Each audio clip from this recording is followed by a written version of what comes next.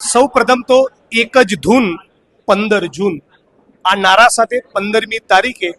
1111 ટ્રેક્ટરની રેલી ગુજરાતના ખેડૂતોની અને ખાસ કરીને સૌરાષ્ટ્રના ખેડૂતોની મરજીની વિરુદ્ધ વીજ કંપનીઓ પોલીસ પ્રશાસન સાથે મળી ખેડૂતોની છાતી પર ખેડૂતોની મરજીની વિરુદ્ધ જે વીજળીના થાંભલા રોપી રહી છે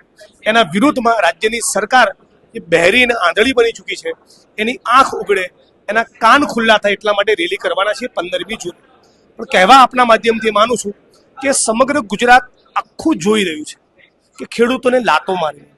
એની સાથે બદતમીઝી કરવી,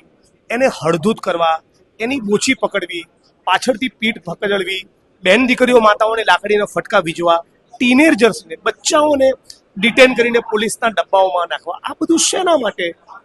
અડાણી, અંબાણી, પાવર ગ્રીડ આ જે ઓલરેડી કરોડપતિ નહીં અરબપતિ માણસો છે એની ચાપલુસી કરો. તમારે ને મારે સવારે તમે હું જે બ્રેકફાસ્ટ કરીને અહીંયા ઇન્ટરવ્યુ કરી રહ્યા છીએ એ જે રોટલો ખાધો ને એ બી કોઈ ખેડૂતનો પરસેવો છે. તો આ જગતનો તાત લાલ કિલ્લાની પ્રાચીર પરથી નરેન્દ્રભાઈ